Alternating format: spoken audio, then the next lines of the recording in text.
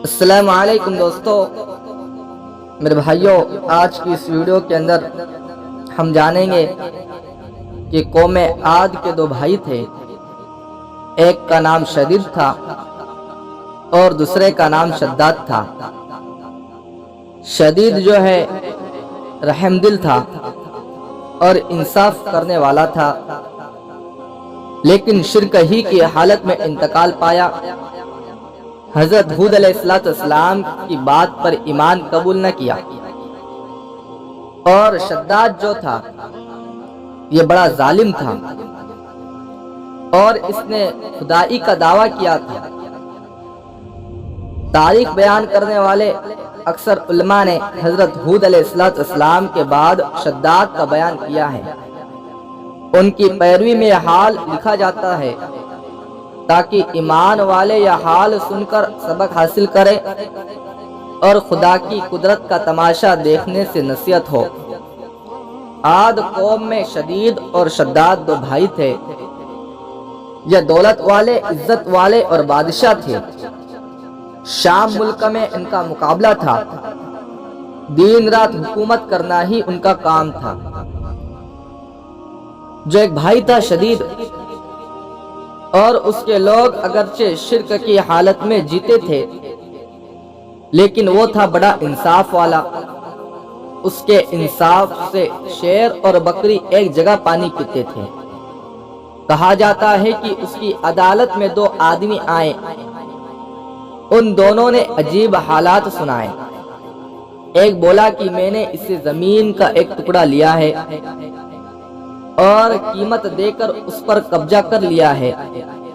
میں نے اس زمین میں خزانہ پایا ہے، میں اس کو دینا چاہتا ہوں اس لیے کہ یہ اسی کا ہے۔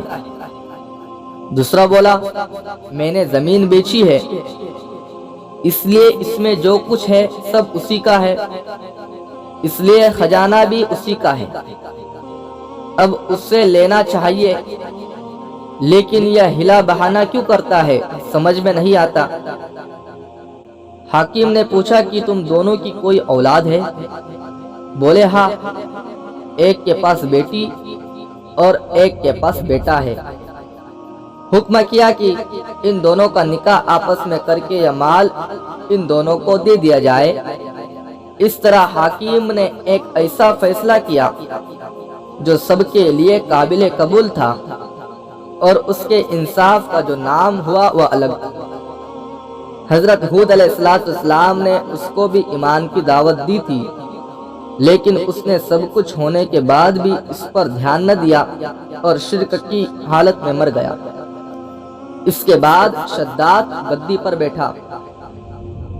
حضرت ہود علیہ السلام نے اس کو بھی ایمان لانے کے لیے کہا۔ وہ بولا، اگر میں نے تمہارا دین اپنا لیا تو میرا کیا فائدہ ہوگا؟ حضرت ہود علیہ السلام نے فرمایا کہ اللہ تعالیٰ تمہیں اس کے بدلے میں ہمیشہ ہمیشہ کی جنت دے گا اور تم پر اپنی رحمت اور مہربانی دکھائیں گا۔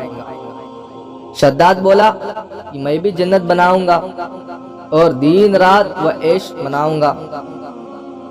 پھر شداد نے جنت بنانے کا ارادہ کیا۔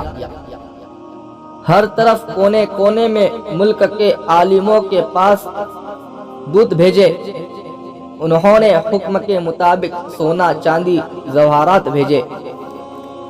حکم ہوا کہ جتنے مشک، عنبر اور مروارید اس کے ہاتھ آئے سو سب جٹا کر ایک ساتھ اس کے پاس لائے۔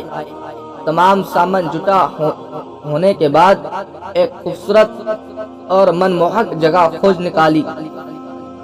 وہ ایسی جگہ تھی جہاں کی ہوا بھی جنت کی ہوا کی طرح خوشبودار تھی۔ وہاں تمام ہیرے جواہرات جمع کرائے، بڑے بڑے تیج قسم کے کاراگر بلائے اور عمارت کی بنیاد سے مضبوط نیو ڈلوائی۔ اس کی دیواروں کی لمبائی غریبوں کی امید کی طرح تھی، چوڑائی اس کے کریموں کی ہمت سے بھی چوڑی تھی۔ اس کی اونچائی آسمان کو چھوتی تھی اور صاف صفائی و چمک دھمک سورج و چاند سے بھی زیادہ تھی۔ جب سے دنیا قائم ہوئی ہے ایسا مکان کسی نے نہیں بنایا تھا۔ دیواریں اس کی سونے چاندی کی اینٹوں سے بنی تھی، چھت اس کی سونے کے پتوں سے سجائی گئی تھی، اس کے ستون خوبصورت بلور سے مضبوط کیے گئے تھے، ہر چیز سجی سجائی۔ وہاں کی نہروں میں ریت کے بجائے انمول موتی بچھائے اور اس کے پیڑوں کو سرخ سونے کے پتوں سے لاد کر مشک اور عنبر سے بھروائے۔ جس وقت ان پیڑوں سے ہوتی ہوئی سوکھی ہوا چلتی تھی تو اس طرف کے رہنے والوں کے دماغ کو خوشبوؤں سے بھر دیتی تھی۔ اس کی زمین پر مٹی کے بجائے مشک و عنبر بچھوایا۔ 12,000 کنگورے اس کے محل کے چاروں طرف بنوائے۔ ان کنگوروں کو لال سونے سے ترتیب دے کر سجایا۔ صرف اتنا ہی نہیں کہ دکھاوے کے لیے اس کو بنایا تھا، بلکہ اس میں رہنے کے لیے من بھاون معشوقوں اور پریوں کو اکٹھا کر دیا۔ یہ باغ اور محل 500 ورش کی مدت میں مکمل ہوا۔ اس میں پوری دنیا کے جواہرات لگ گئے۔ جب یہ بن کر پورا ہو گیا تو شداد کو خبر دی گئی کہ اس کی جنت تیار ہے۔ شداد کی خوشی کا ٹھکانہ نہ تھا۔ ایک بڑی فوج لے کر اس محل اور جنت کو بھوگنے کے لیے چلا۔ ایک فلانگ پہلے ہی پڑاؤ ڈالا۔ وہاں اسے ایک ہرن دکھی۔ اس کے پاؤں چاندی کے ہیں، سینگ سونے کے ہیں اور آنکھیں یاقوت کی ہے۔ شداد اس ہرن کو دیکھ کر حیران رہ گیا۔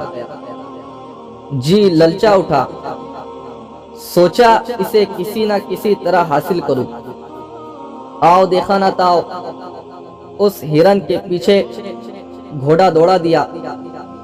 ہرن بھاگی اور شداد کا گھوڑا اس کے پیچھے پیچھے دوڑا۔